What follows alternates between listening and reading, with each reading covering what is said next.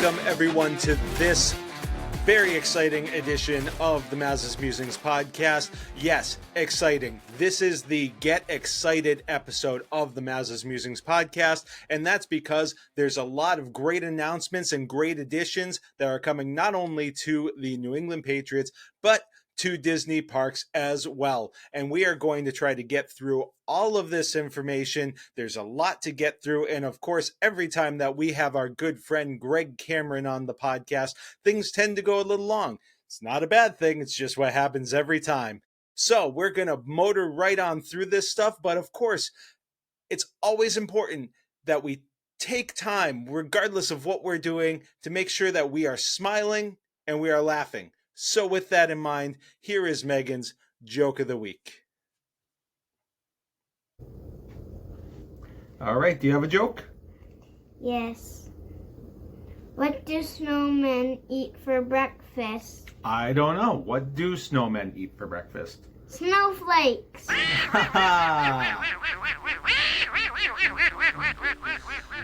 All right, well, once again, Meghan coming through with a gem. And I got to tell you, what we've got coming up next has quite a few gems involved. It is going through some of the new additions and new news about the new additions at Walt Disney World, Disneyland, the other Disney parks just in general. There's some really great information, and why should I keep building it up?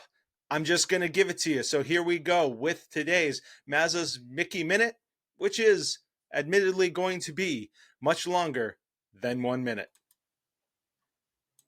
Donald, wake up! It's showtime! Don't forget the orchestra! Ah, there you are. And just in time. Mom says there's even more magical stuff now. For those of you standing, please hold on to the handrails throughout our journey and stay clear of the doors. Hang on to them hats and glasses, because this here's the wildest ride in the wilderness. And here we go!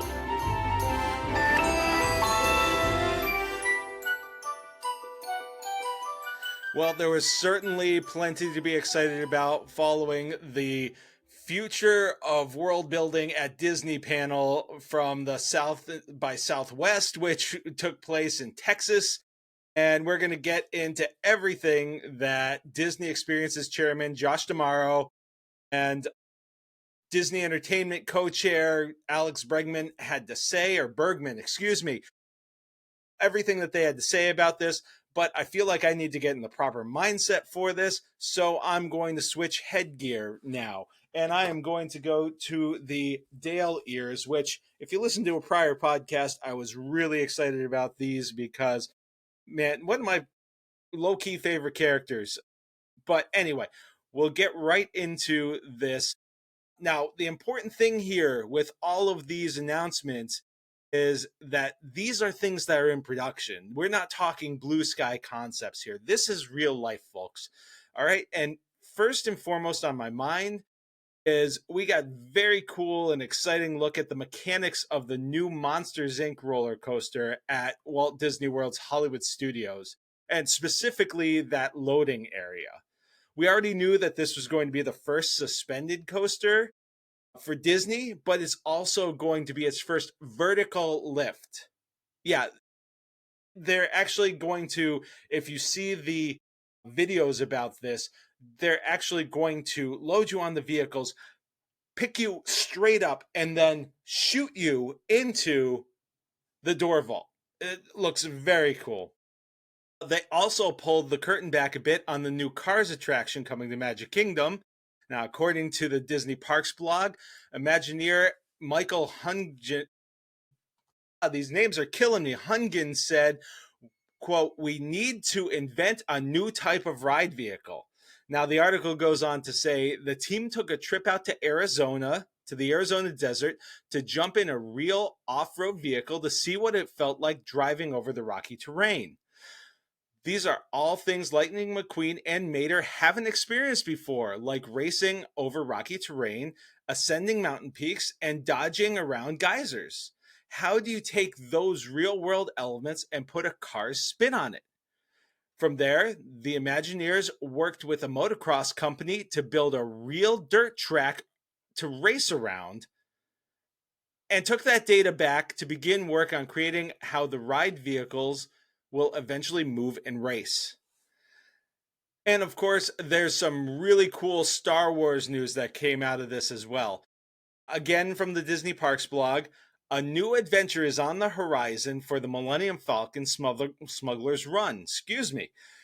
With the release of The Mandalorian and Grogu in theaters on Memorial Day weekend 2026, you'll get to embark on a new mission that will make you feel like you're right alongside the daring hero and youngling.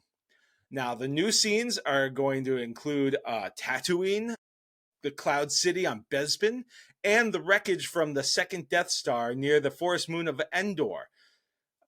Also, the BDX droids, which have been at Disneyland already, will be joining at Walt Disney World, Tokyo Disneyland, and Disneyland Paris. Speaking of Disneyland, for those of you who are interested in stuff happening there, Robert Downey Jr., who we know now as Tony Stark, but will soon be known as Dr. Doom, surprised the audience and helped present new information on Stark Flight Lab and Avengers Infinity Defense. Now, in the Flight Lab, according to the Disney Parks blog, guests will sit in gyrokinetic pods and roll along on a track before stopping in front of a giant robot arm. This robot arm will hoist you in the air while you're making several high-speed maneuvers inspired by Iron Man and some other Avengers.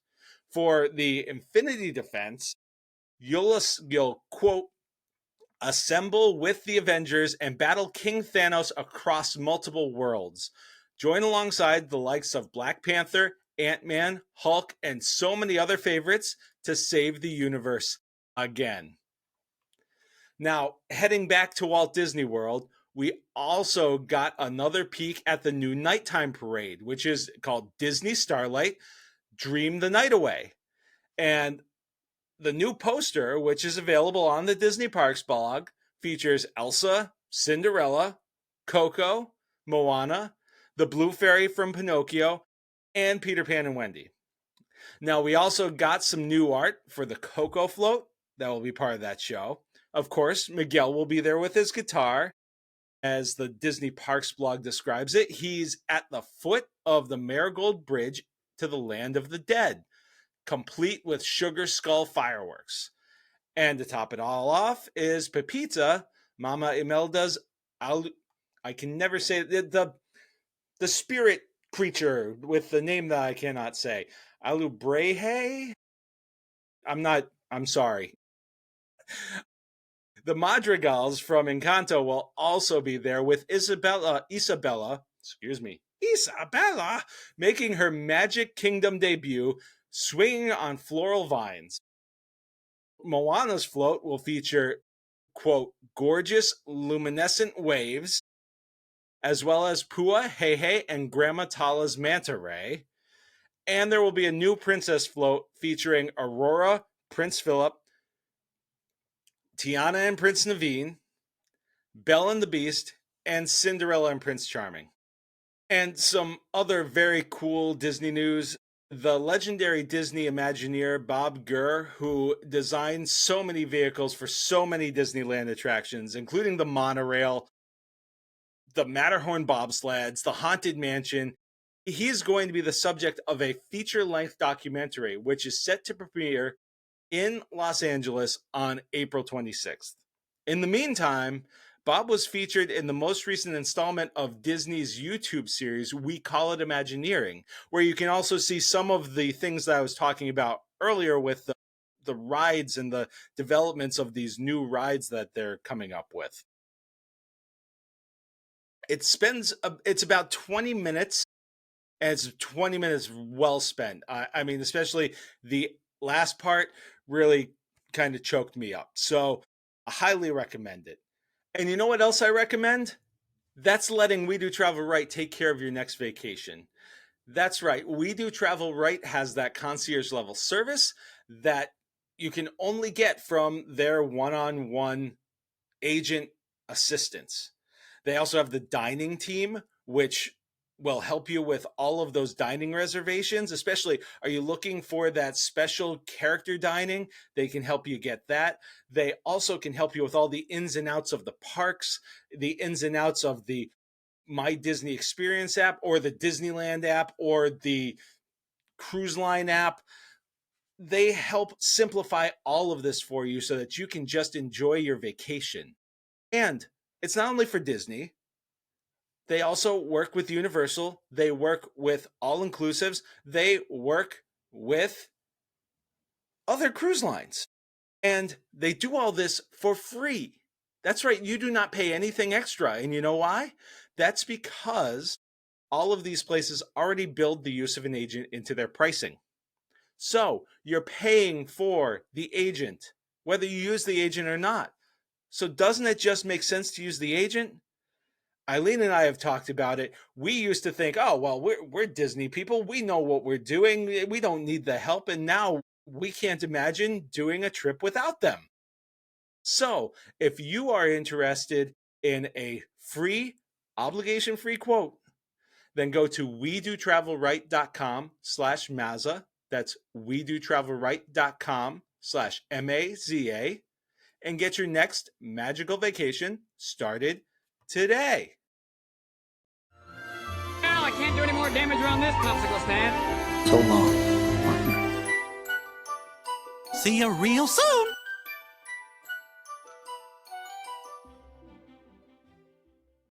Well, it's going to be a little bit longer than we'd like, Mickey, unfortunately.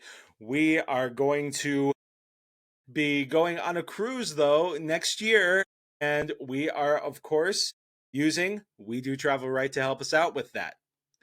But in the meantime, we are cruising ever so quickly towards the NFL draft. And of course, before the NFL draft is the start of NFL free agency. And we have a lot to get through. So I'm switching headgear again. And we are going to get right into our discussion with Greg Cameron on what's happened so far in the first few days of free agency and what's yet to come. All right, everyone, welcome to this start of the offseason that really started off with a bang for the New England Patriots. And I'd like to welcome in Greg Cameron once again. Thank you for joining us. It's always great to have you on to talk some sports. And it seems like this might be the first time in a while that we have a discussion about New England that just doesn't have this feeling of dread to it. Well, for the Patriots, certainly. And thank you for having me, Chris. I greatly appreciate you asking me on here. As the title of this pod, as this live stream would suggest, oh yeah, the Dynasty's back on, baby. So I thought that we would take a look at how this thing has all kind of unraveled for the Patriots in the early days of this offseason and the free agent cycle, kind of get our initial impressions, then go through each of the signings so far. And as you said, you're going to kind of monitor things and wave at me if anything changes. I do have the insiders on right now. I forget who the reporter is here, but if I do see something, if I see Ian Rappaport wave and I see a Patriots logo, I am going to do the exact same thing. I am going to bite Rap Sheet style. It's perfectly fine. So hopefully our viewers here and on YouTube will at least get a chance to get some breaking news, but hopefully we don't have to break things too crazy so we don't go as far over as we normally do for our draft pods.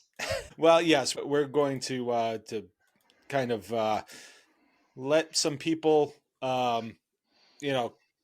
relax a little bit. We're not going to have any 4-hour marathons here, so everybody can take a deep breath and understand that we're not biting off that today. But I did want to start off with just some of our initial impressions. And I hope that you'll let me kind of take the floor here for a minute, and then I'll give you an opportunity to kind of give your initial impressions. Then we'll kind of run through the list, and then I'd like to kind of wrap it up with how this approach impacts what we think they're going to do with the draft. Not a draft, not a mock draft, but just kind of seeing how this maybe impacts their approach and what they might prioritize in the draft. Because there's still a lot that they can do with the draft. Oh, totally. I think what they've done so far opens up so many different doors for them. It doesn't necessarily pigeonhole them into necessarily taking Will Campbell at 4 or, taking Travis Hunter or Tet McMillan.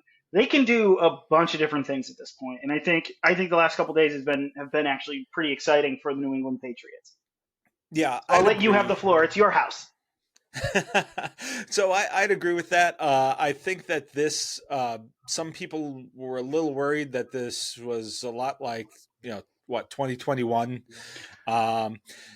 This feels different to me, mainly in that year. I felt like the Patriots were doing a lot of bidding against themselves, that offseason, they were one of the few teams that was really flush with cap space. I took a look back, and there were 4 teams that had more than $50 million in cap space that year. One of them was Jacksonville, who had just fired Doug Marrone and hired Urban Meyer. The Jets, who had just fired Adam Gase and hired Robert Saleh. And Indianapolis. Was Frank Reich still the coach there at that point? Frank Reich was the coach. Yeah. Was that his second year? Second or third? I think it might have been his second year. Okay. Timelines kind of blur as I age, and especially with failed coaches like Frank Reich. Yeah. But on top of that, there were 8 teams that were over the cap heading into that offseason. And New Orleans was like $40 million over the cap. And LA, the Rams, were more than $30 million over. And Philly was $28 million over. So there was like there weren't a lot of big players heading into free agency. Whereas this year, now the Patriots had like $120 million in cap space, but they were one of 4 teams with more than $70 million in cap space and one of 12 with more than $50 million. So there are a lot more players in here. And a lot of those teams are teams that had good situations. Like you're talking Detroit had a lot of cap space. Washington, Minnesota, you could say has some promise. Even the Chargers, these are teams that are all, that have some cap space and could be players in heading into this free agency. So with all that said, I think that the Patriots did, I won't say that this was a home run. This was a grand slam, dynasty back on, but we're on the right track. This is the first time in a while that we felt encouraged by the start of an offseason. And yes, they paid some suck tax. They paid a premium on some guys that maybe they wouldn't have had to in the past. And I think defensively they did what they had to do. There are some guys who are not necessarily like superstars, but they're needle movers that they added to this team. And when you look at it as the whole, as opposed to just the parts, when you see how it all fits together, it looks really promising. It actually feels like there is a vision. Even in 2021, it felt like they were just throwing money at what they felt were the best available players, and they were going to figure out how it fit later. Yeah, and I think probably the best example of that is there isn't necessarily a like a double dip anywhere that feels like, oh, this guy feels a little superfluous. I sort of felt like when in 21 when they had signed Jonnu Smith after signing Hunter Henry minutes earlier, like I didn't feel that with anybody here. Like I don't think Tonga is superfluous because they've signed Milton Williams or anything like that. Like I think that they've just done. I think where we kind of could and should start with a lot of these guys is what the Patriots have done. And I think I told you this as we were talking. I said this to my buddy Matisse Bauman, who works for the Patriots, as we've kind of been talking Patriots stuff all week. Is that the Patriots have gone out and signed quality humans. It's not to say that they had poor character concerns the last couple of years, but I think just to sort of reshape and restart the culture, like you get some they had a few character concerns. I mean, Jelani Tavai certainly had a rough end of the year, certainly when it came to culture and kind of interactions with fans. But I feel like the guys that they've signed are all quality humans. And I think that for me has been my big takeaway. These are guys who are very good at their positions, but they're even better people than they are football players. Yeah, I think that, as good as this is, we've seen that there are still some obvious holes. Now, you're not going to fill everything in the offseason, but you can see from reports they went hard after Chris Godwin. Chris Godwin decided to stay in Tampa Bay.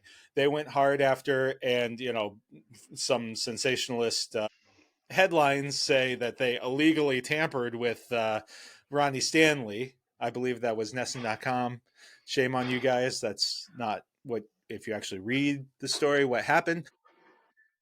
And hey, now they're ceasing editorial operations next month, so yeah, who knows what that could have stemmed from? But I digress. Fair enough. But these are guys that they went hard after who opted to stay where they are and take less money to stay where they are. So, money does not necessarily cure all. And, you look at, especially,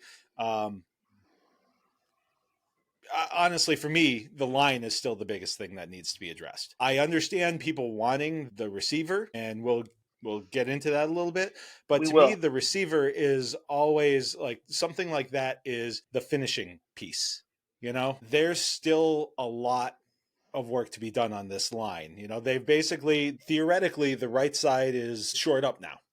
But basically from center on left, there are a lot of questions.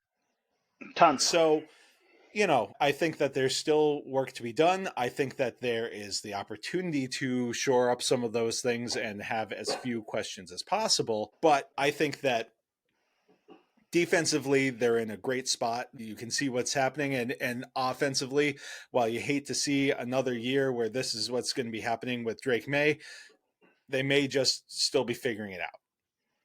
Yeah.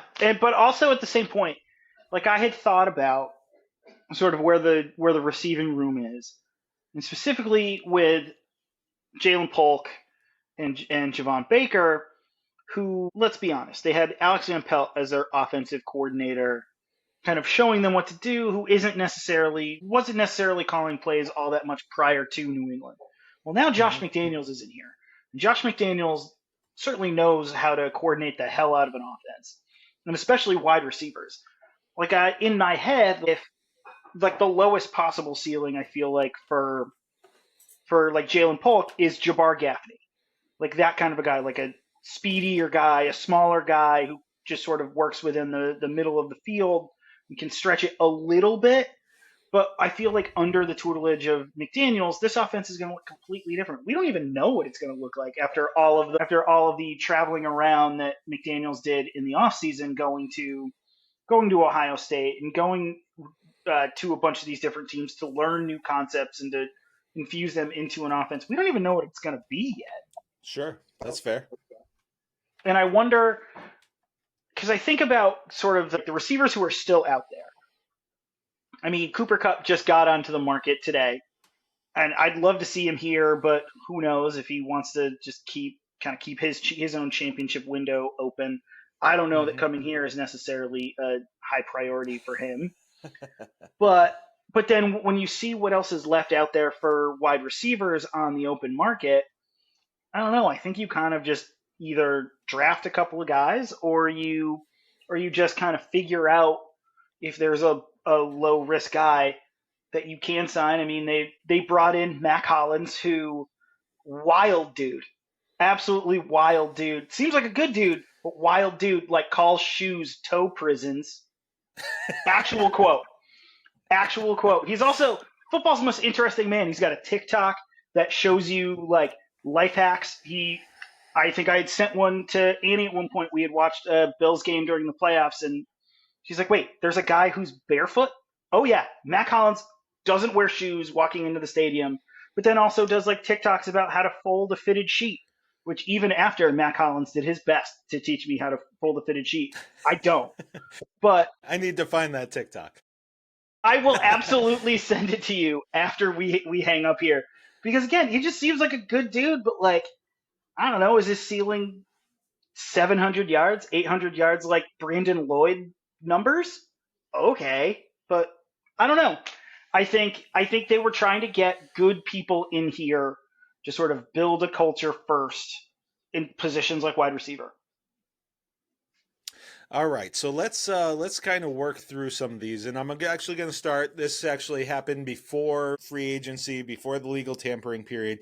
He didn't qualify for all of that because he was released, and that's Harold Landry. 3 years, $43.5 million, 26 of that guaranteed. Now, with all of these, we are going to put the qualifier on it that structure matters, and we don't know what the Yes, structure of all of this is. we don't. I'm less concerned with the money because it's not my money and the Yeah, cap isn't a concern. So, that's less of an issue for me as much as, sometimes the structure will tell you if a 3-year deal is actually a 1-year deal with a, couple of dead years, or if it's, something that the guy might be playing out. So we'll start with Harold Landry. And this is kind of a guy that I think they've been looking for. Now, I don't think that he's a guy. I don't think that he necessarily has the juice that he had coming into the league. He's not necessarily individual game wrecker, but I think that in terms of the pass rush, with some of the other pieces that they're bringing in, the pieces that they have, he could be a great finisher. The guy who cleans it up, which is something that they didn't even have that. no, I mean, how many no. of their sacks last year came in that one game against Chicago, which was maybe and I mean, as a Patriots fan, I'm saying this, that might have been the worst offensive line performance I've ever seen. Yeah, And, yeah. so just having somebody who can clean that stuff up and still be able to be on the field and defend the run, I think is something that's really important and something that they've lacked. Even you talk about Judon. Judon, I'm not going to say he was a liability against the run, but he wasn't a guy that you're going to look at and say, that's a guy who, who's really good at defending the run. And Landry is a guy who's good at defending the run. I think on the edge too, they needed well-rounded guys to sort of show their young guys good habits and good technique. And like I sort of look at the Harold Landry signing as, oh, this is the Keon White whisperer.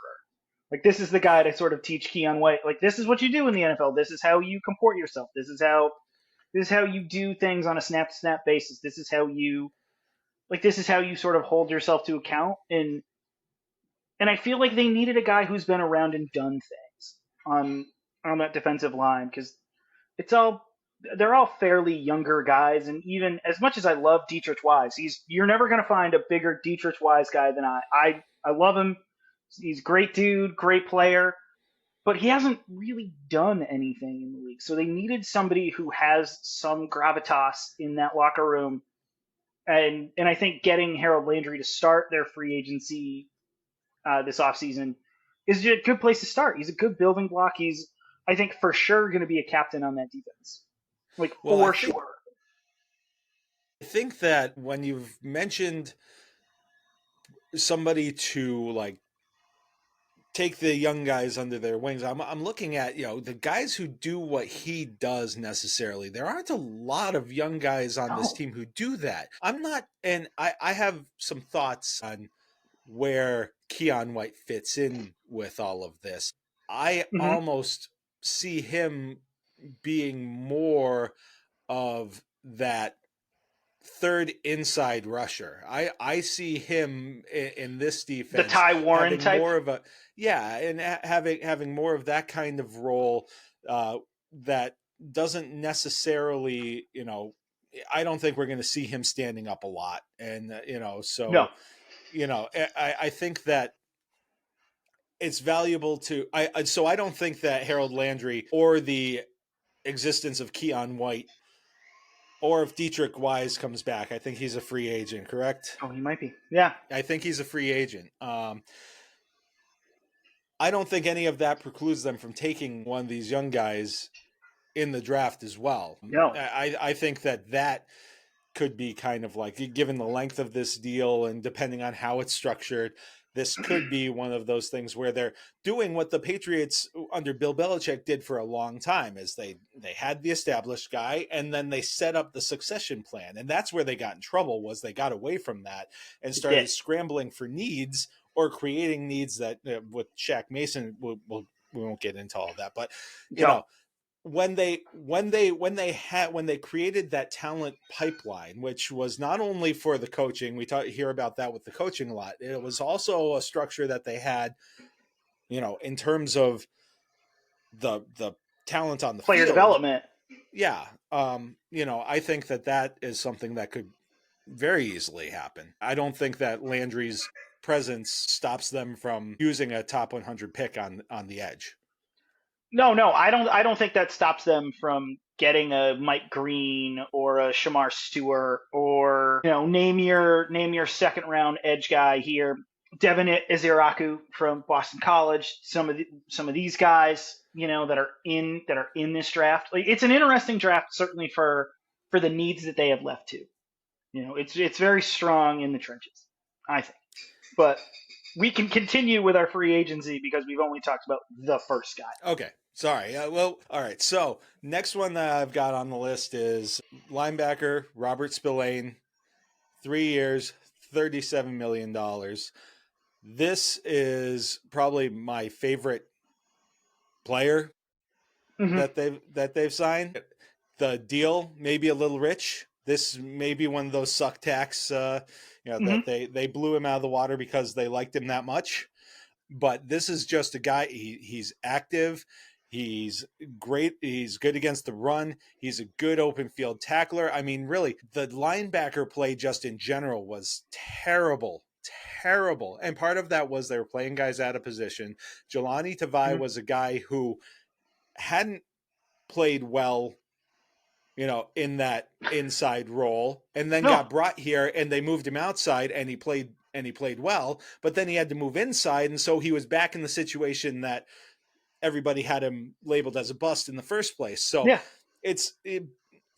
but there are a lot of guys who just did not, there was very, very little depth behind Juwan Bentley. Thank you. And then once he was gone, it exposed them. Now, I think that in this defense, there's a very real possibility that Spillane and Bentley are next to each other and complement each other. I agree. I mean, and one of the things that I love about Spillane too is he's not necessarily a cover linebacker, but that's a guy who, you know, I watched some clips that some people like Taylor Kynes put out there. I'm sorry, I'm terrible with pronouncing it's all names. Good. That's why I write. But basically, you know, there's a lot of these instances where, especially if he's dropping into a zone and the pass gets dumped over the middle, the guy catches the ball, makes a turn, bam, there's Robert Spillane just like cleaning it up. And that guy's going to think twice the next time he does that, or, you know, and it's just, I love the motor. He's one of those guys who plays with his hair on fire. And I think it speaks volumes that they offered him what they offered him. And I love a guy who was an undrafted guy who worked his way up to having over 100 tackles a season. He's exactly the kind of guy that they needed. They needed somebody to be sort of that middle linebacker with Bentley, and in place of Bentley in case Bentley gets hurt like he has the last couple of years. And I don't think that he's like it's not a sexy signing. It's not flashy by any means. He's just a good football player who does what he does, and it fills an area of need for the Patriots. And I think he's one of those signings that when you first see it, you're like, oh, okay, I think I kind of know who this guy is. And then you look at the clips and you look at the game film and you're like, okay, no, perfect. The Patriots need a guy like this. Because I can just think of the last several years, because it was Bentley got hurt week 2, week 3 this past year, and it's sort of just like there was absolutely zilch in coverage in the middle of part of that defense that the Patriots had with any remote success, when they just need they need a guy who can just you can put out there and you don't have to worry about. And that for me, that's Robert Spillane. He's just out there doing his thing, and you don't have to worry about it. It's been a long time since the Patriots have had linebackers like that who stay healthy in the middle of that defense. You're just like, all right, no, he's got it. Don't worry about it. Like, it's fine. We can worry somewhere else on defense. Honestly, he was much older, at the time when he came to the Patriots, but he's the Junior Seau kind of energy guy, except he'll actually make a tackle and not just be around it. Yeah. Oh yeah. Oh yeah. And I think that's such a good thing for them, that they needed a guy who does the work, who puts in the work, and and shows up on the stat sheet compared to just being just like, oh, this guy's here for vibes and he'll hang around a little bit. Right. Like Spillane seems like he does the work, and that's Patriots need that in the middle of this defense. All right, so sticking with the defense, we're going to go to cornerback Carlton Davis. 3 years, $60 million, 34.5 of it is guaranteed. To me, it's not a perfect comparison, but this is the Patriots comparison that I've come up with. It's really kind of the Revis Browner approach, except Davis might be a little bit more athletic than Browner was at the point in his career when he was here. But it's that idea where you have the lockdown guy, and then you have another guy who's going to get physical at the line. He's going to be good in in man coverage, and really you're creating that tandem that's going to make it a lot easier for your pass rush to get home. You're creating the opportunity for some more coverage sacks, and it really kind of like slides everybody else in the secondary back into positions where they should be. Because you think about the number of guys that they had who were, what was it? Marcus Jones was going up against Mike Williams one week or something stupid like that. So it's nice that they've got a guy who's got some length and, and that you can lock in on the outside, and it kind of makes everything else fit together on that back end. And what I love about Carlton Davis too, like I think your Revis Browner comparison for he and Gonzalez on the boundary corners is spot on. What I love about Carlton Davis is he's not necessarily like this ball hawk, but he's physical and out there. He's mean. And like I read a piece that I think I had shared with you, and the headline that I saw on the tweet or the skeet on Blue Sky was Carlton Davis is a badass. Excuse my French, but like they've just needed another corner opposite Gonzalez, who's a little bit of a junkyard dog. And as much as I love Jonathan Jones, who I'm sure we'll talk about because now that he's in Washington, is Jonathan Jones was never that guy. Just was never that guy who's just this mean SOB that you've got to go up against on the boundary.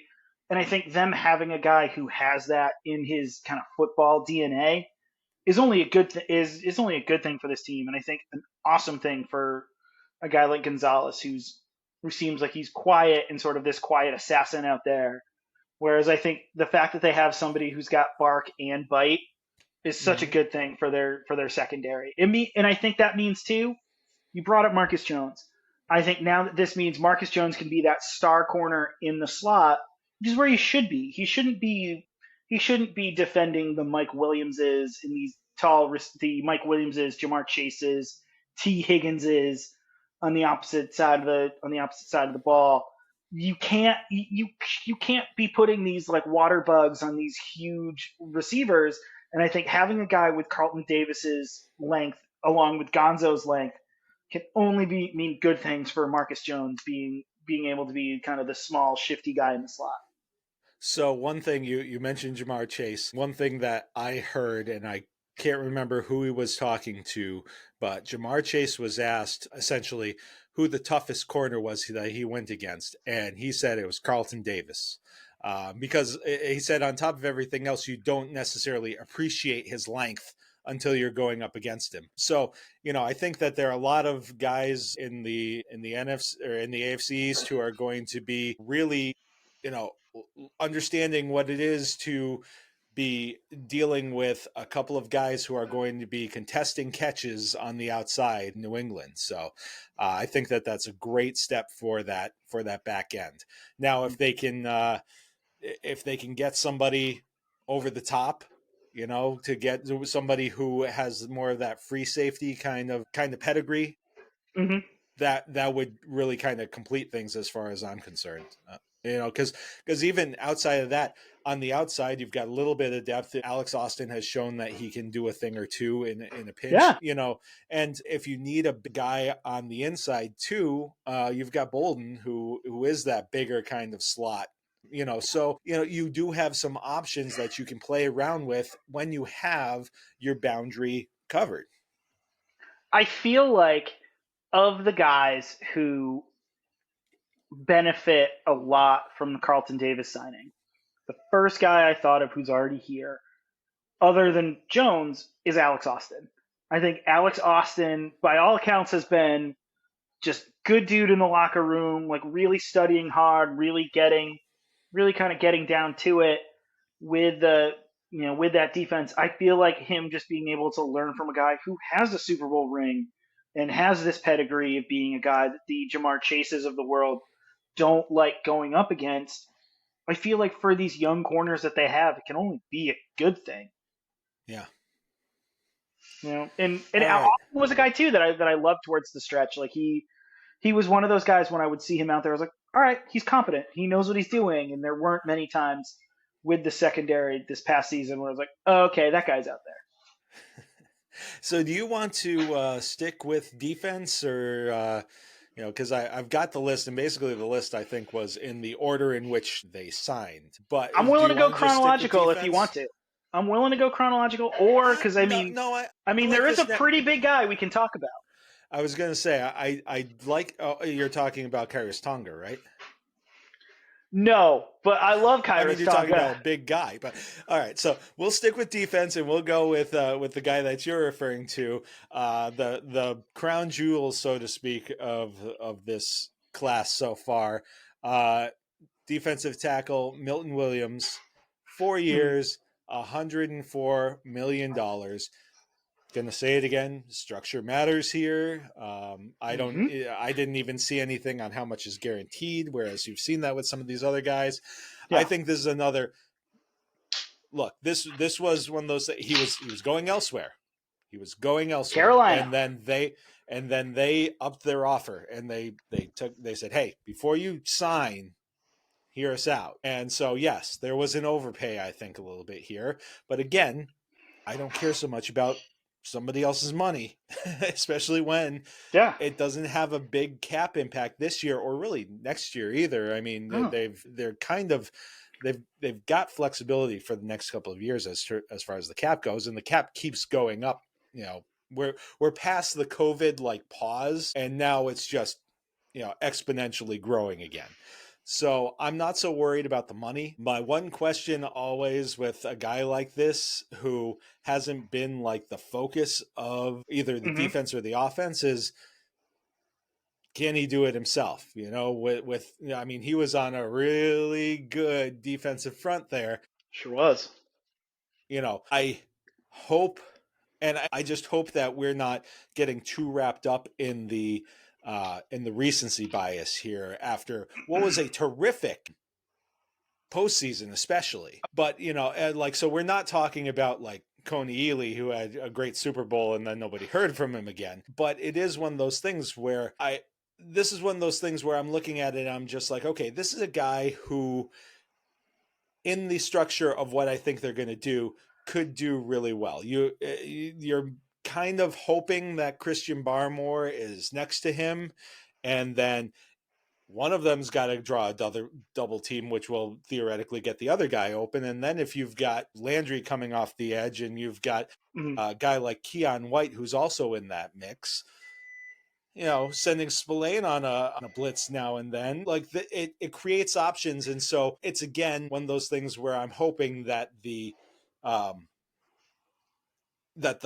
sum is greater than the parts, so to speak. I will tell you, I love the idea of Milton Williams on this team. they just needed a mauler in the middle of that defensive line, with Barmore's health being in huge question. And you hope that he, takes care of his health and is healthy, and everything is kind of all systems are go this summer. When I saw the list of free agency kind of targets, Milton Williams is always at the top of my list of like, all right, this is a guy who's been in this system, who knows what it's like to be around winners and to have won and has won like he did this past season with the Eagles. They needed a guy who's been there before. And I think him coming over here and only being 26, he's young. Yeah. He's still young. There's a lot of mileage left on that tire. I at first really liked the acquisition. And I'll tell you what really drove it home for me. What really drove it home for me was my uncle, Steve Cameron, who is a Philadelphia Eagles season ticket holder down in beautiful Lansdale, Pennsylvania. He is the king of the tailgate down there at the link. He sent me a text message on after the Patriots had signed Milton Williams, and the text, I'll read it to you here, was Milton Williams to the Patriots, you will like him. And this is a guy who's seen his fair share of players kind of come and go through the Philadelphia Eagles, and I think he wouldn't have texted that if Milton Williams sucks. Mm-hmm. And I think that seems like a guy who's just like, if that was a guy we could have kept, that would have been a great guy to keep. And I think, and I keep kind of coming back to what Terrell Williams was saying about what types of players they want on this defense. He wants guys who are violent players and aggressive players. And I feel like just that violent and aggressive style of play, that's Milton Williams. That was Milton Williams this entire postseason. He was a game wrecker and just absolutely made Patrick Mahomes' life a living hell in the Super Bowl. And I feel like the Patriots they need guys who have that pedigree and have that experience, and Milton Williams has it in spades now. Well, I think one thing, to a couple of things, is we've talked about Barmore. The presence of Milton Williams means that they don't necessarily have to rely on Barmore quite the way that, like last year, we were giddy to get him back because it was just like it's some talent there, and he clearly wasn't back even before he was experiencing symptoms again. He just wasn't the same guy. He didn't have the power. He didn't so it does give you a little bit of time, and especially, depending on how it all works out. I know I keep coming back to Keon White, but I think that especially Keon White's a guy who can put a guard, on his back or go around him one way or the other to get more of that inside pressure. So that, a couple of those things really make it easier to kind of ease Barmore back in. And then, once presumably he's healthy and back at the height of his powers, then, you've got that tandem that really, really works well. And you mentioned, the violence and the aggressiveness. One thing that I can say about all of these guys is, they're athletes. I mean, Carlton Davis isn't necessarily a speedster on the outside, but he's an athlete. He's a guy who he's a physical athlete. So, I guess the outlier there, and it's funny that he's the outlier, is Harold Landry, who's not, who was an athlete coming out of the combine, but he's had the knee injury and he's had some injuries over the years, so he's not that guy anymore. But you're seeing that there are certain qualities with these guys that they're looking for, and so that's why I said off the top that you can see that there's a program, there's a structure that they're looking at, and you look at these guys and you're just like, yeah, there it is. Yeah, and I think that's a thing that certainly the past couple of Patriots teams have lacked, of kind of these guys who are athletic and are able to, especially on defense. Like these defenses, certainly last year, lacked quite a bit in the category of athleticism, and I think they needed guys who weren't necessarily fast, but guys who moved well enough to do what they needed to do. Not to harken back to the Bill Belichick "do your job" kind of mantra, but like, there were guys that were playing on this defense a year ago that certainly didn't have the tools necessary to do their jobs, whether that's Right. coaching or whether that's a lack of talent or a lack of skill set.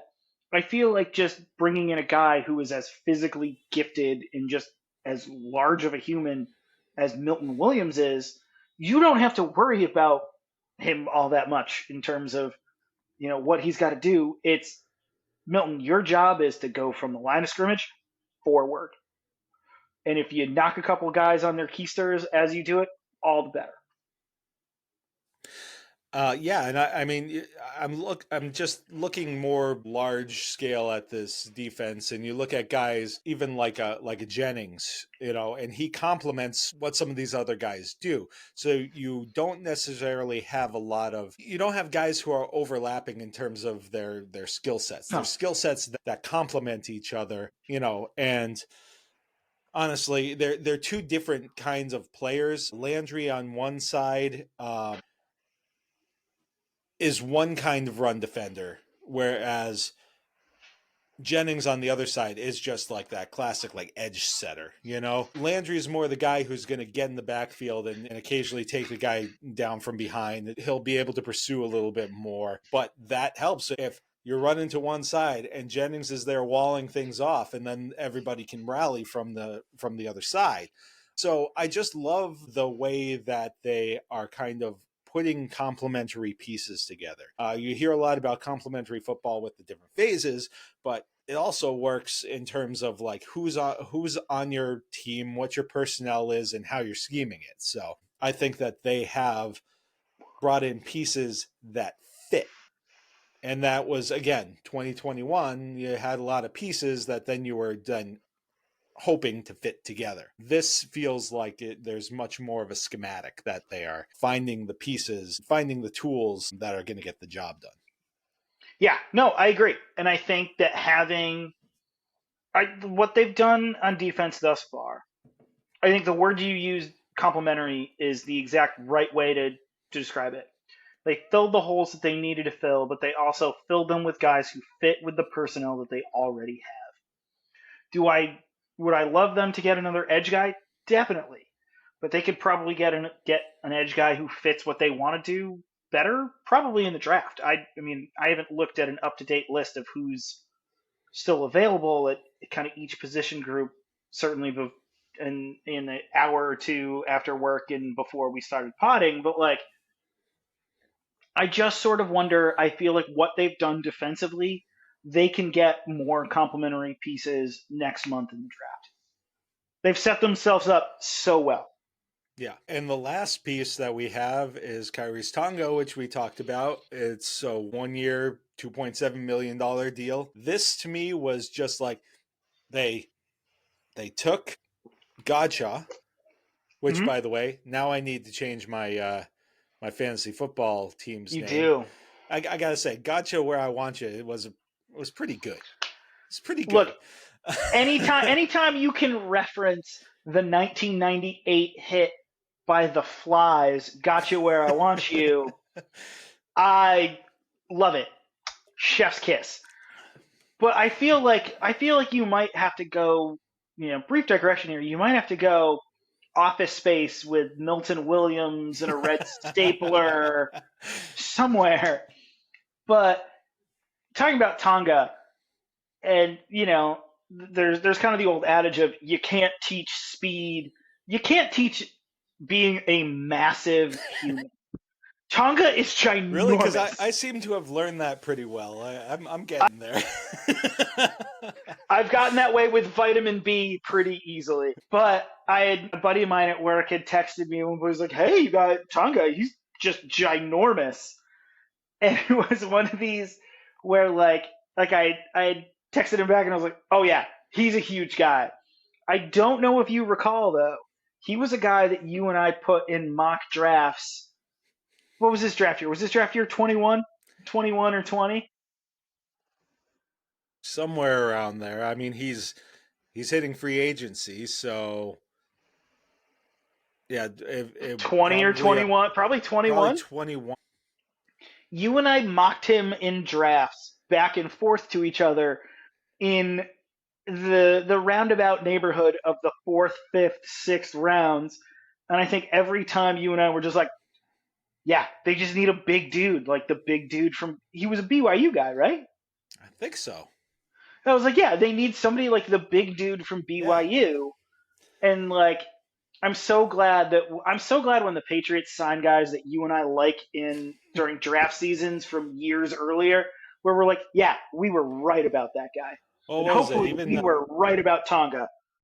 And they've been looking for some, like, who was it? Was it McNeil who they signed? Aleem McNeil. Yeah, there was a medical issue, so he didn't end up sticking. But he was another guy that we're just like, yes, the dream is alive. Guy. And then like 2 days later, when he failed the physical, we're like, the dream is dead. But yeah, like, what I love about this Tonga move is Godshaw was a guy who was overpaid. Now, he's a good player, but a player who honestly was probably playing more in the middle of that defense than he should have been given his skill set. Yeah. And, regardless of what Bill Belichick said about him being one of the best defensive linemen in the league, there were diminishing returns on the investment that they had made in him. So being able to get out from under that and then bring in a guy like Tonga, who is that classic, space eater, run stuffer for a fraction of the price. I mean, to me, especially when you have $120 million in cap space, you can eat the $6 million that in cap space for Godshaw and call it a day. And I think it was going to be more than that next year.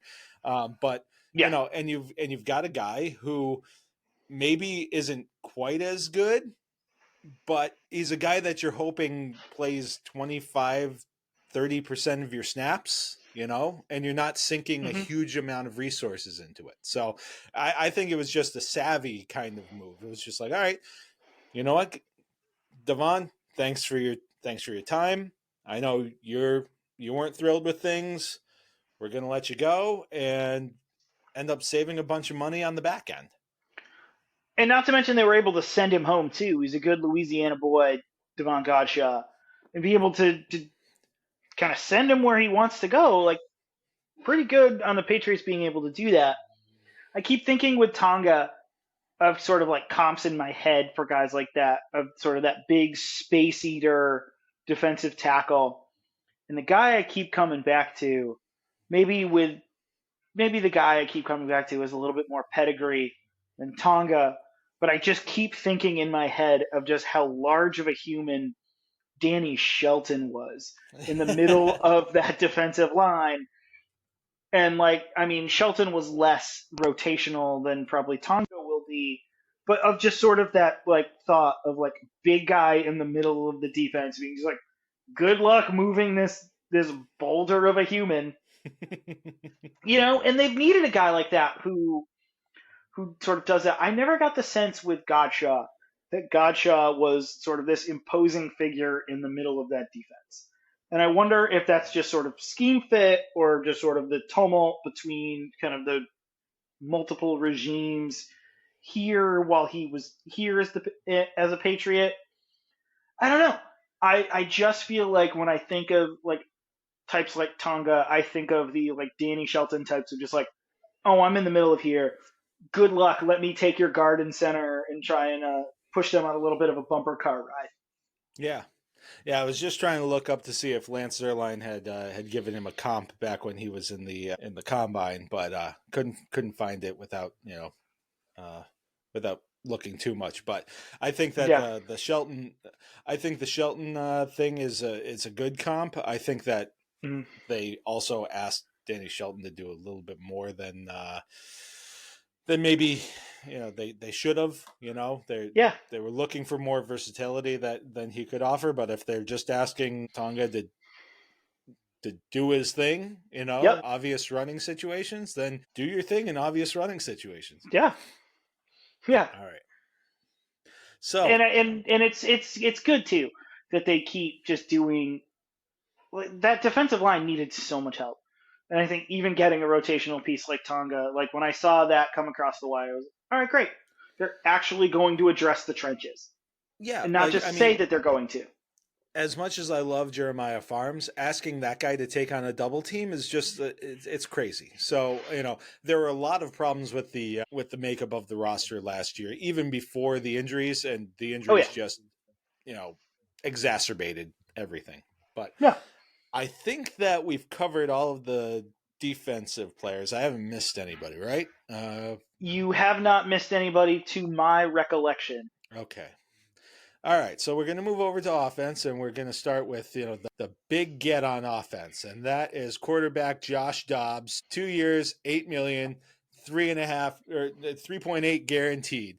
You are super stoked about this, so I am going to let you go. Okay, I say this as a kid who in the 7th grade got to go to space camp with Westfield Middle School South. That was the big 7th grade field trip. Josh Dobbs is also a fellow space camp kid like myself. To a point, his nickname, Chris, what is his nickname? You tell me. This is I'm giving you the floor here. Josh Dobbs, the pride of the University of Tennessee. His nickname is the Pastronaut. He has an aeronautics degree from the University of Tennessee. So, super smart guy, has played in a bunch of different places, played in Tennessee with Vrabel under that system, and has played for a million teams. Seems like he's a good dude. Like, they need a veteran backup, and I feel like Dobbs is that kind of veteran backup. Does this spell a trade for Joe Milton? I don't know. I don't want my Patriots to get rid of modern day Uncle Rico. I like having a quarterback who can throw that football over their mountains. I love that. But then again, now I've got a quarterback who can throw that football over their galaxies. That's right. Josh Dobbs has an arm that is intergalactic. Oh. But in all seriousness, I think they just needed a veteran to sort of be in that room to sort of kind of just be a good quality human on this roster.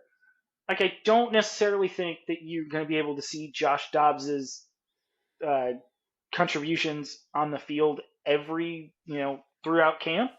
But I think if he's there as sort of a backup quarterback vibes guy, great.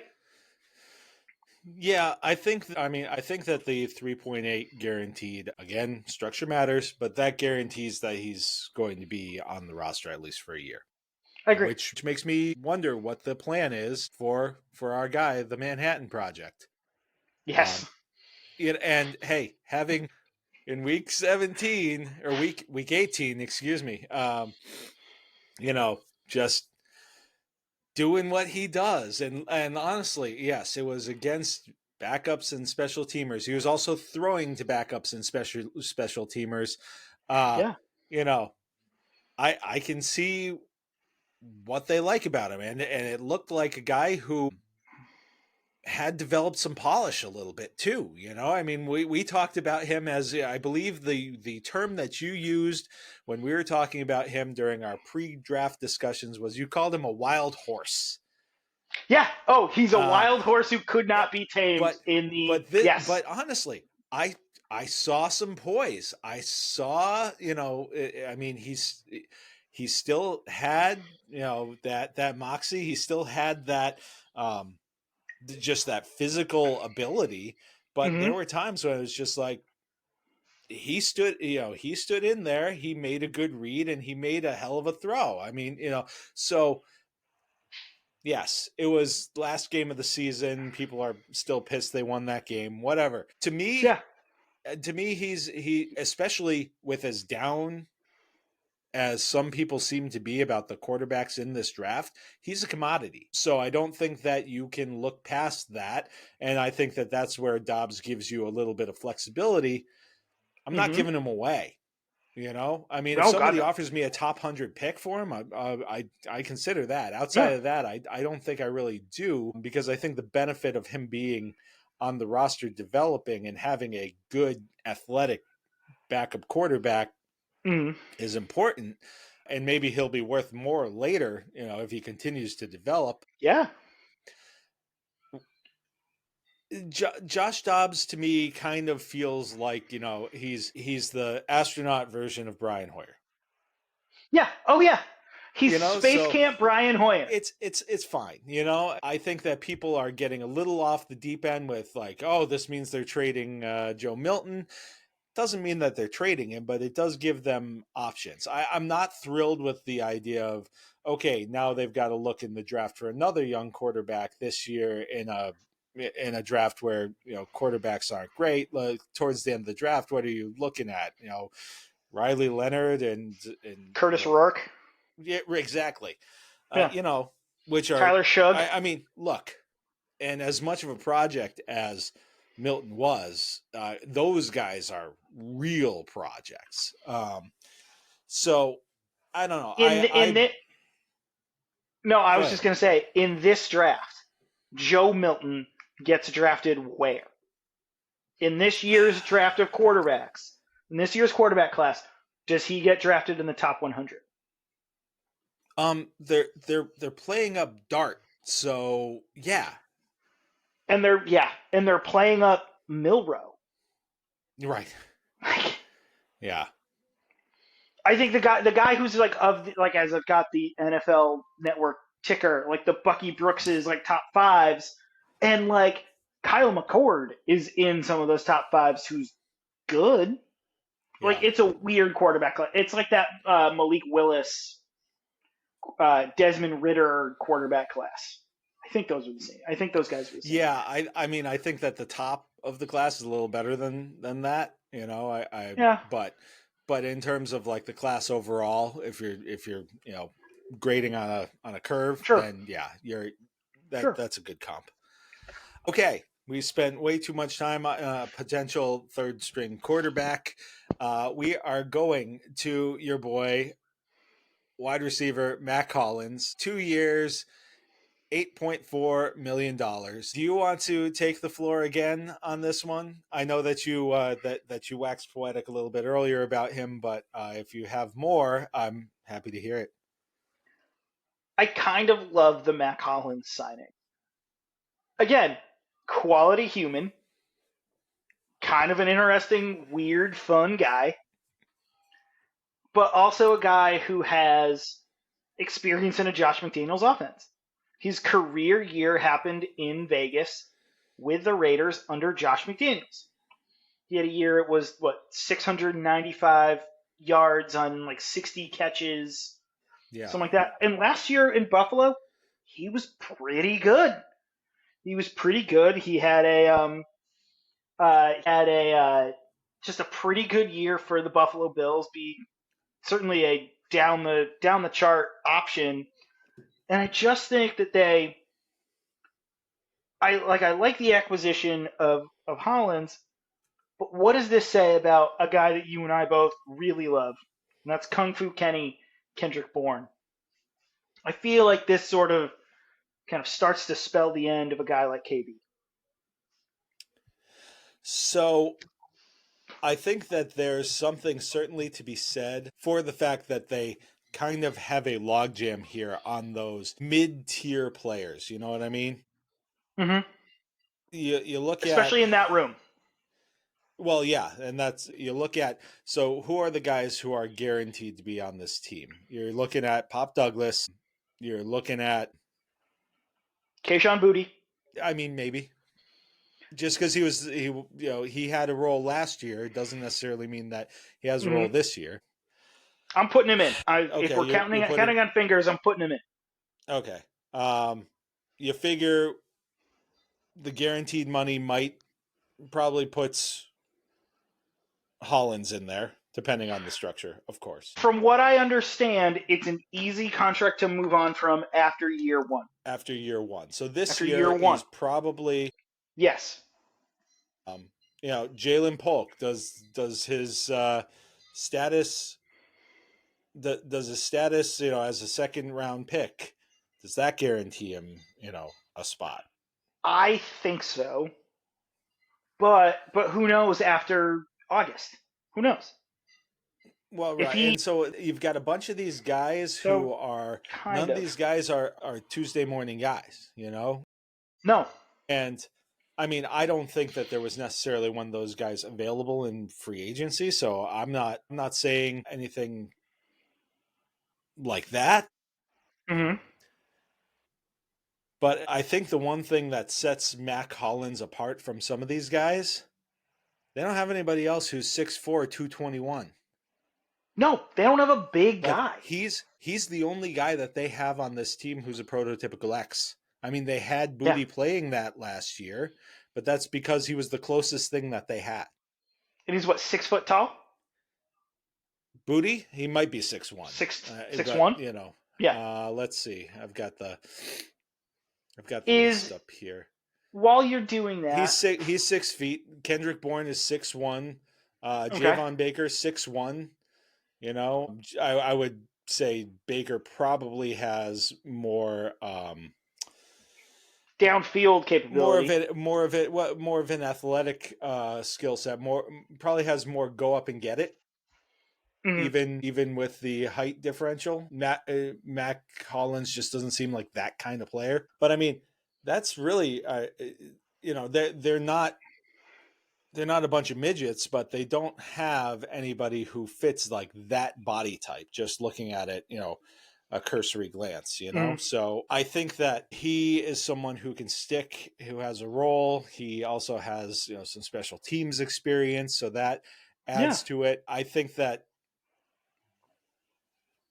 Yeah, I think that they used him in some interesting ways in Buffalo that that maybe you could take some notes on. I mean, he did he had something like 4 or 5 touchdowns and he caught 30 passes. So I mean, you had a team that was really devoid of red zone targets last year. Even like Hunter Henry, was not effective in the red zone as much as I love Hunter Henry. So if you've got a guy who can give you options, honestly, even just big bodies down in the red zone, that's something that helps. So, yes, he's the closest thing that they have to like the prototypical X. That's not me saying that they've got their number one receiver. No, I'm saying that he's a guy that's got a unique body type and skill set in the room that they simply do not have right now. Right. Right. I brought up Brandon Lloyd before, of a guy who had several hundred yards for a year with the Patriots. Also a weird guy. Kind he had of 1,000 yards one year. He had 1,000 yards for the Patriots, did. Didn't he? No, it was like 875, I want to say. Or he was like just under 1,000. Okay. I thought guy. he was a weird guy. I still love that picture of him diving to the end zone with the big smile on his face. It's just like, this guy just loves playing football. Yeah. But are we mad about Mac Hollins if Mac Hollins' ceiling is Brandon LaFell? No, I'm very happy about that. I am too. Just good vibes guy and can put up numbers on the field. I'm cool with that. Yeah. I'm cool with that. I mean, LaFell was no means a star, but like, yeah. Yeah.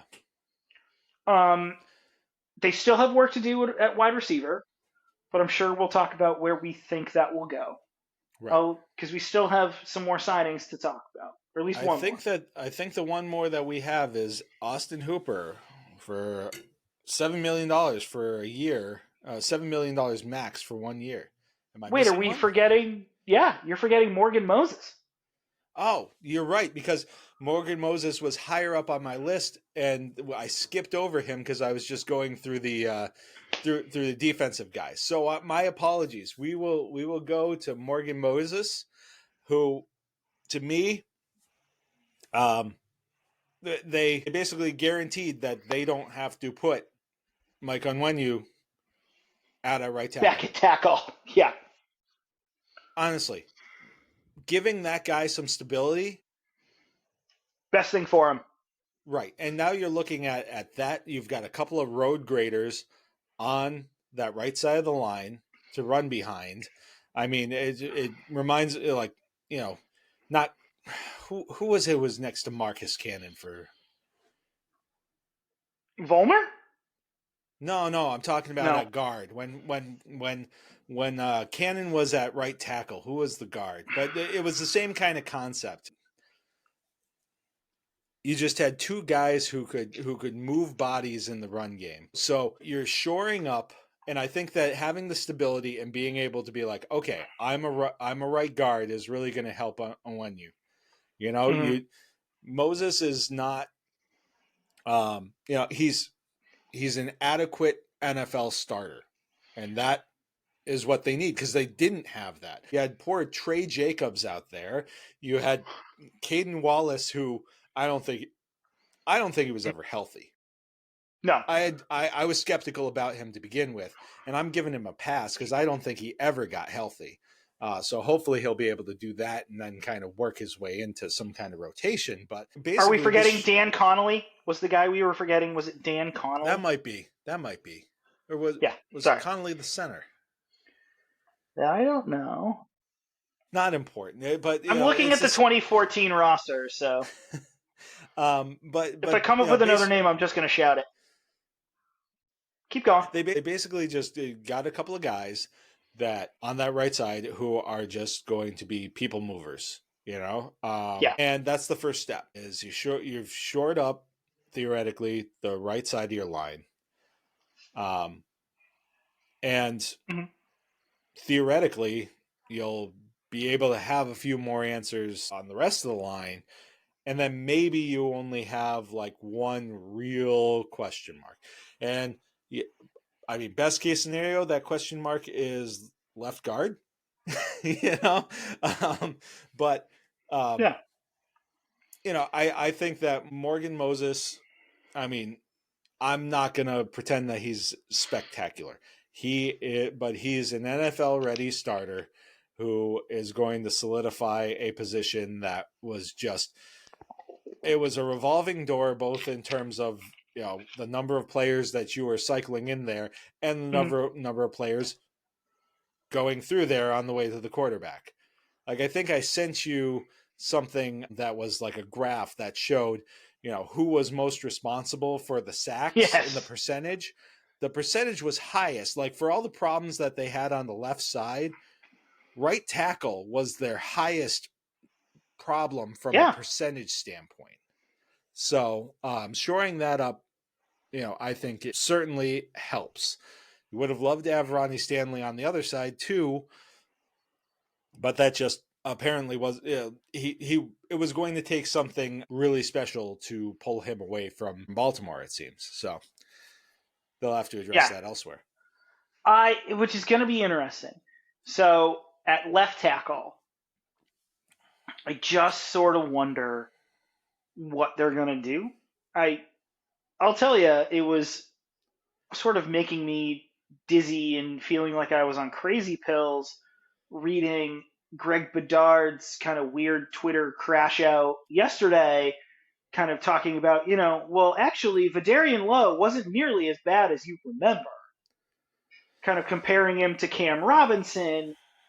And I understand his point of just like the sheer numbers weren't quite what they are, but at the same point, like, you have this prized prospect at quarterback in Drake May. Shouldn't you have higher standards than Vidarian Lowe and Trey Jacobs? Like, you should, but here's where Vidarian Lowe can work. Vidarian Lowe can work if you are solid at left guard and at center. If you have one problem area, you can scheme around it. You can find ways to help there. And on top of everything else, the guy at at left tackle trusts who's to his right there at left guard. And left guard was as much of a question mark as anything last year. You had maybe one position that you were just like, we have an NFL player here. I mean, at center, they were taking Ben Brown off the scrap heap, and God bless him, he did what he could. Played pretty well. But, it's one of those things where how much of Vidarian Lowe's struggles were resultant of, basically a house of cards that was tumbling. I'm not saying that I'm fitting him for a red jacket, but no, me neither. I see the point, that's being made, but other things have to happen for me to be okay with giving the Vidarian Lowe experience another try. I agree. And I think this sort of brings a question to my head. Just you saying all of that. Does this mean, right this very second, the most important man on this offensive line as we speak right now here on March 12th, is that man not Cole Strange? And sort of wherever he slots in, whether it's at center or at left guard? Well, I would say from that perspective, You know? it's probably David Andrews. If David Andrews is healthy and decides not to retire, that answers a bit of the question as to where Cole Strange might go. So, yeah, and I mean, and Cole Strange in and of himself is a question mark. He's been a fine player. We can, when healthy, taking out the where he was drafted, just looking at him objectively as a football player, he is a fine, somewhat undersized guard who's athletic, but can sometimes get bullied by bigger, stronger guys. You're going to find warts with most non-Pro Bowl, tackles, guards, whatever. So the question has always been availability, and you gotta wonder with the nicks that he's had, and then like a pretty serious injury that he came back from last year, and you can question whether or not he was completely back up to full health when he came back in. It's another question. So I think that it would be hard to say, oh yeah, we're gonna, he's either going to be at left guard or he's going to be at center. I thought that he acquitted himself fine at center. I mean, I can't say that I'm an expert at center, but neither am I. There was never a time really where I was just like, oh, he sucks. Oh, no. Yeah, no. So I mean, he's the big knock that I've heard about him at center is he's too tall. I mean, okay, but if he can still get that squat and get down, then it doesn't really matter as much. But yeah, I would say honestly, it starts from the inside. It works out, if that makes sense. Yeah, totally. So yeah, still a lot of questions on the line. More questions, I think, on the line than they at least have. You can question where Jalen Polk and Javon Baker are in terms of their development. Totally. But they do have professional receivers in the room. No, I'm not going to say that they've got great talent, but I mean, guys who have been there, who've been around. They've got, and some guys who have been productive, like before he tore his ACL, Kendrick Bourne was on his way to 1,000-yard season for a pitiful offense. Mac Hollins has had a little bit of success in this league.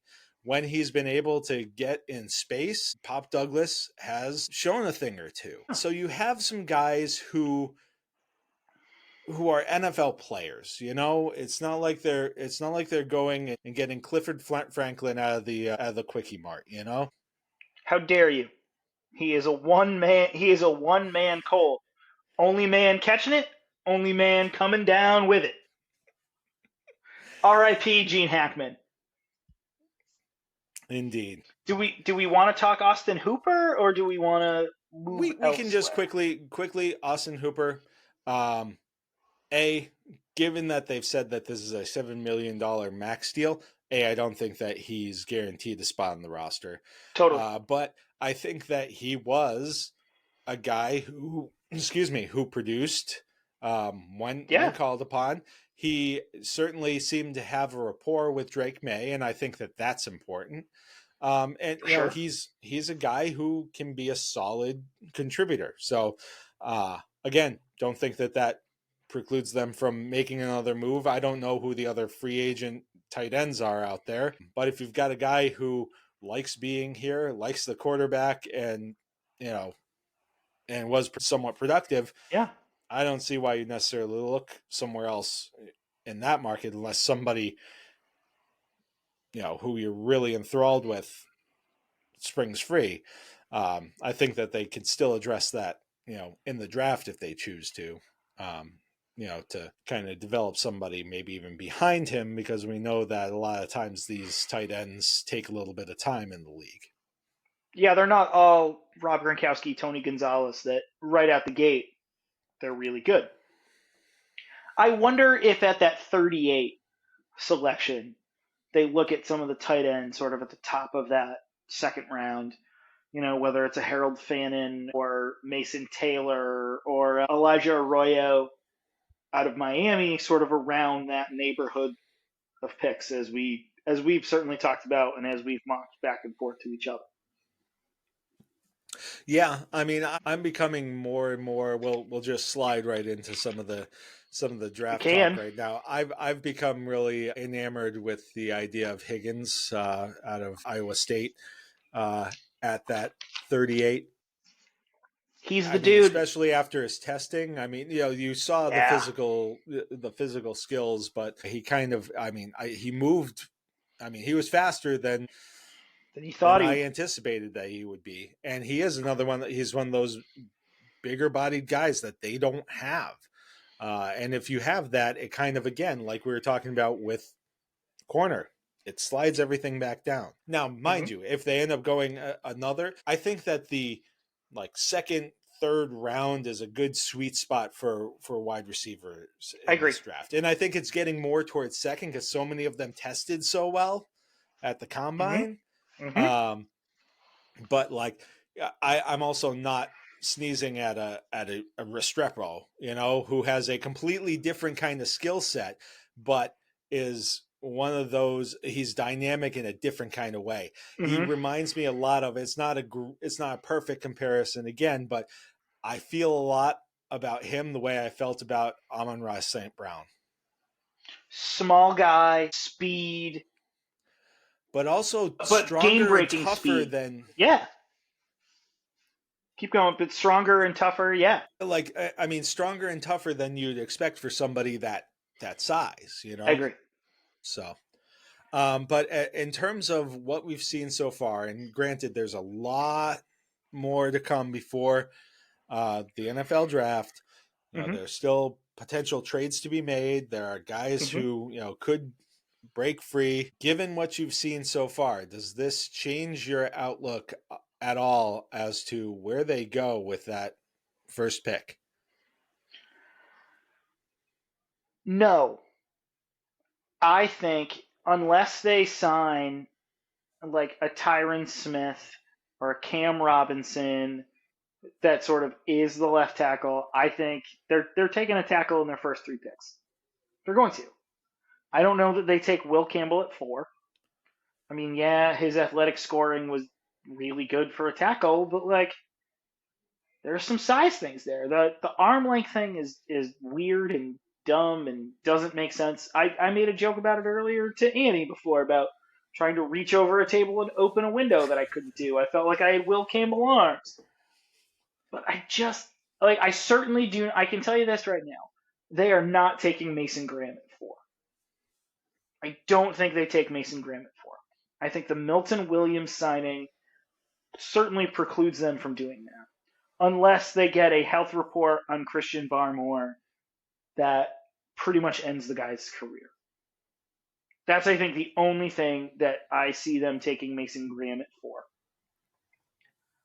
I think they'd be happy with Travis Hunter falling to them at 4. I don't think Hunter gets there. I think they would sprint the card up if Abdul Carter is there at 4. And then that they've got their other edge guy on the other side of Landry. But I don't know that Carter's going to be there. I think Tennessee would be foolish to pass on a guy like that. Who cares that they don't have a quarterback? They could punt on this year and take, whoever's at the top of next year's draft, whether it's Carson Beck or it's Arch Manning it's... I mean, I don't know that Arch leaves after 1 year, though. I don't. His uncles certainly didn't.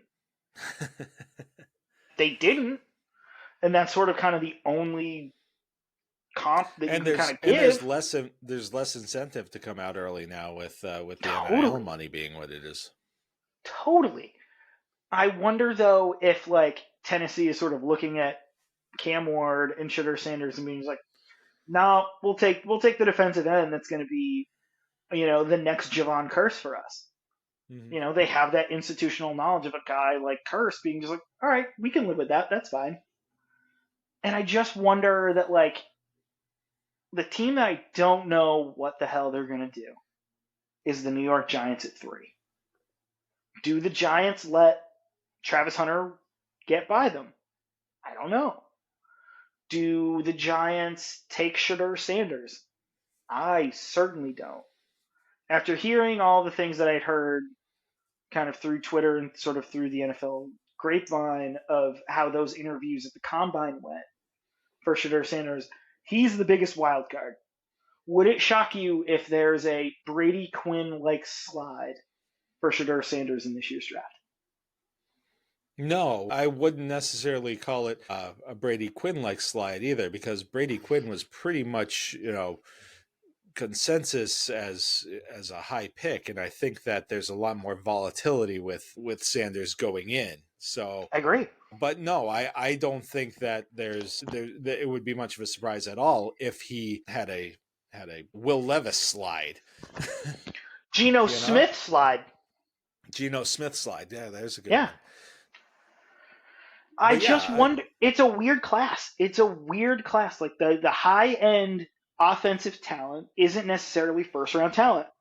Like you and I haven't really talked about a guy who certain factions of Patriots Twitter is enamored with, and that's Tet McMillan. I feel like Tet McMillan at 4.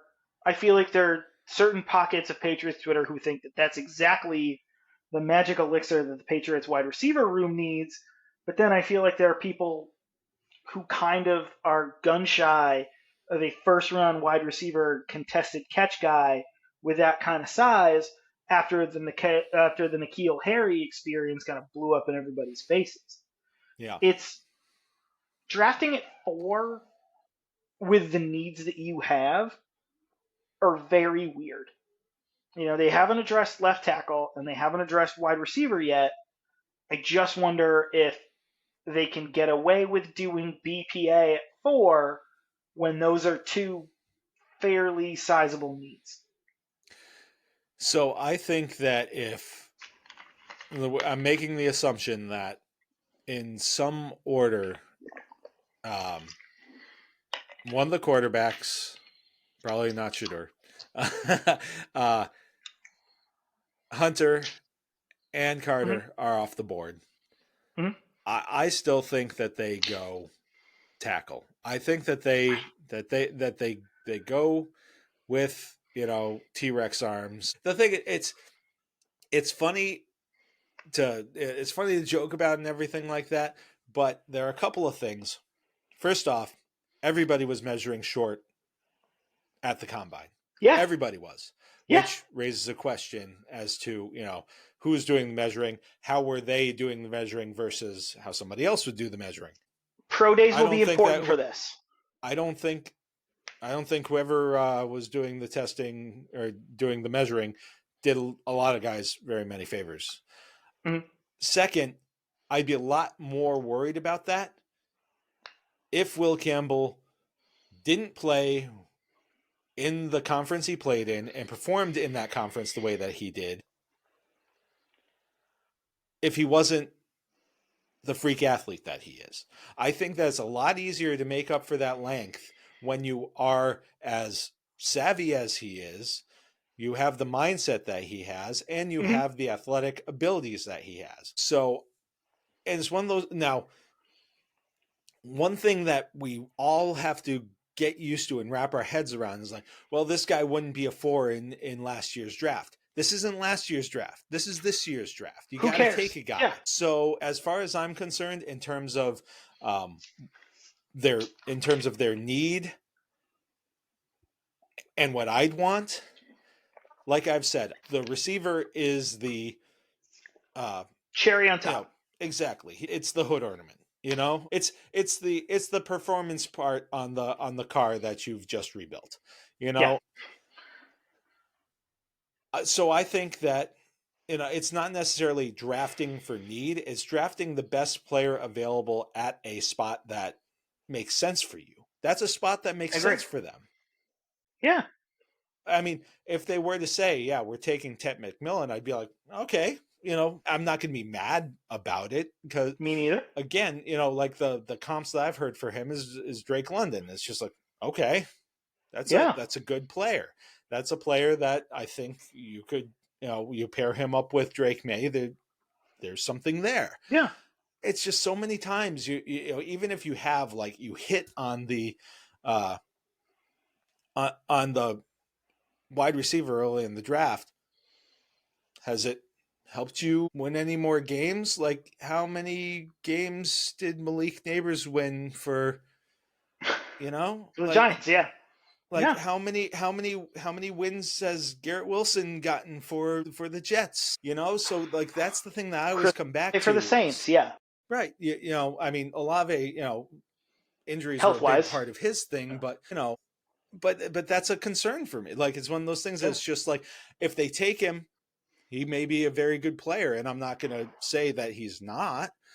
It's just more looking at, how history has smiled upon teams, especially teams that are in the position that the Patriots are in. And, I think that building, and I think that Vrabel shares this, it's just like you build from the trenches and then build out, Yeah, I agree. It's like, so I think that would be the pick. They could also go with his name's escaping me, the edge. From which school? Is it A&M? Shamar Stewart. Thank you. Nick Scorton. I think it's Stewart. No, Stewart. Who's a freak athlete. He is. He's somebody that is like that's a pick that you're taking for that you're projecting out what he could be. It's a bit more of a reach, quote unquote reach. Like when you're saying reach, you're comparing it to other drafts, and that doesn't necessarily make a lot of.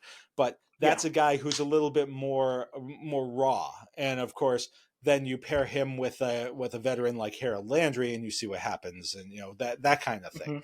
So there are other ways that they can go with that first pick, but I still think it's going to be tackle. I just do. Like deep down, unless something crazy happens and somebody really wants 4,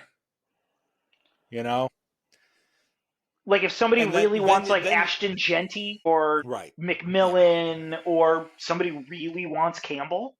Hell, yeah, if somebody really wants Campbell, then go for it. He's not like, I have to have this guy. He's just in this draft based on what I think is going to be available to them. He's the one that makes the most sense. Yeah. Yeah. And then there's a lot of potential in, and all of them have warts, but if you want to address receiver with a second or third round pick, you have assets. Or who knows, there may be a guy that you really like who's still sitting there at the end of the first round. You have the assets that you can move back up and maybe try to address it that way. So I think that there's a way to address both, but I'll also understand that they're magic beans. They're all magic beans. So it's not a guarantee that you do this and it's all going to be gravy. Yeah, like I wonder if like Luther Burden or Emeka Egbuka or Matthew Golden are sitting there at the end of the first round if the Patriots aren't like, screw it. We've got 38. We've got a third rounder that we got for Matthew Judon. Let's move on. Yeah. Like those are the kinds of guys that or if they do address receiver at 4 and say like Ariante Ursary or Josh Simmons or somebody sitting there at the end of the first, you go up and get that guy. Right. They have options. Like I think free agency, what they've done this week has given them options.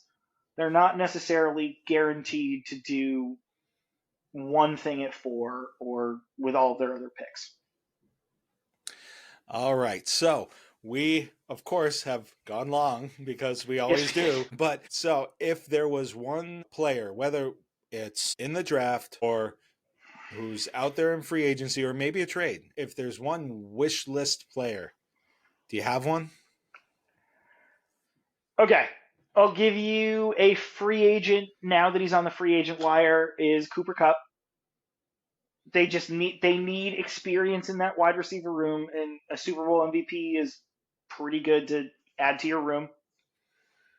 And then in the draft, guys that I love in this draft that like I've mocked a ton and have brought to the Patriots that maybe aren't necessarily like big names, but I feel like guys who would fit at least what we would want to do and could be a good moldable ball of clay. That's Ozzie Trapillo from Boston College. Bring another big tackle. He's played on the right side, but also at the same point, you need as much talent depth as at tackle as you can, and you can address it later on in the draft. I look at he and Anthony Belton from North Carolina State very similarly in the draft as sort of guys that you can get sort of later that you don't have to worry about. So I would say those would be kind of the two for both plateaus. Do you have any that you want to kind of end with?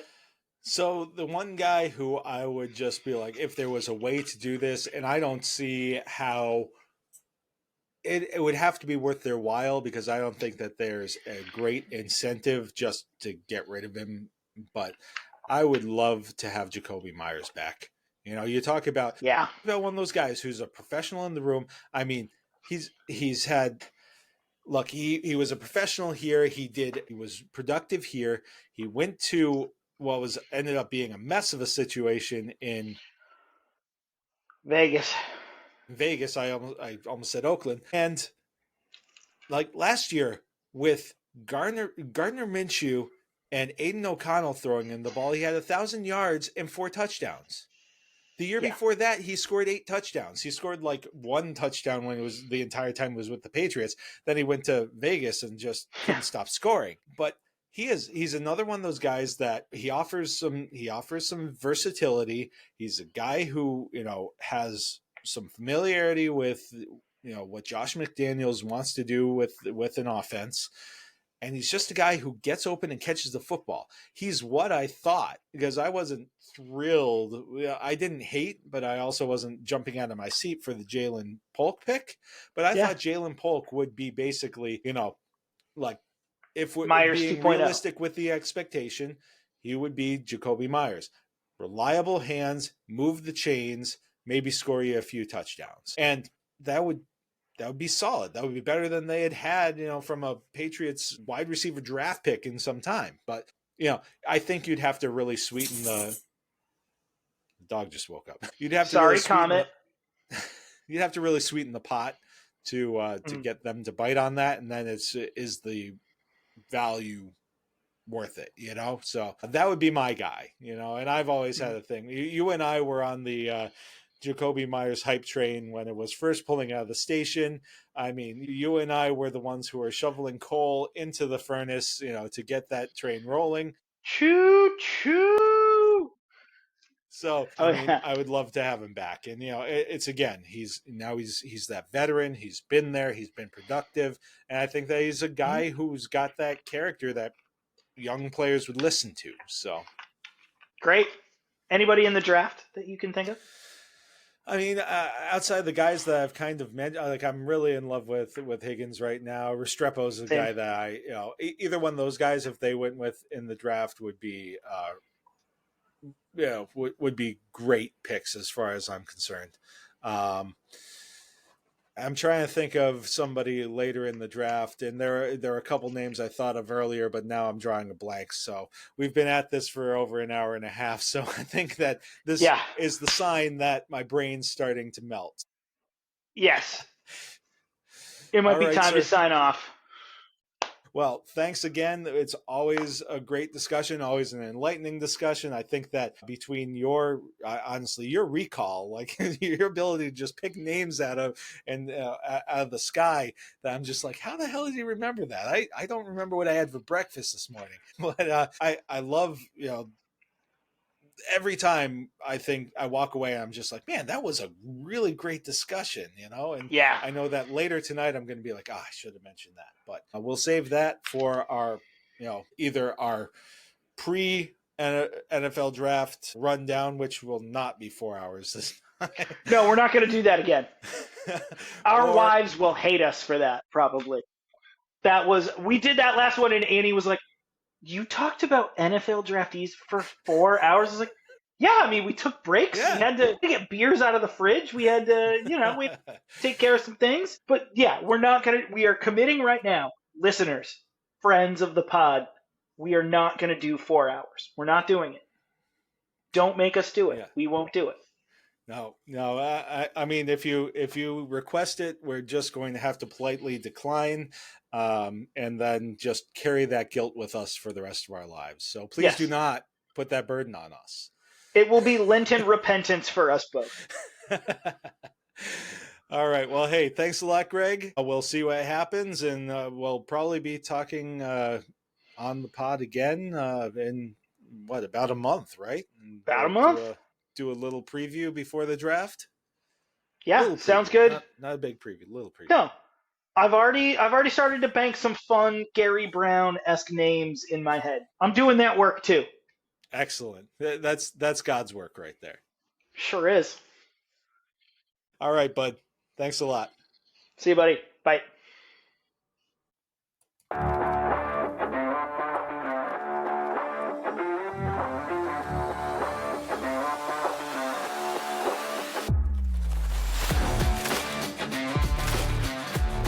Well, hey, thank you to everybody who has listened to this episode. I know, once again, Greg and I went long. I warned you that we would, but there was a lot of exciting stuff to get through.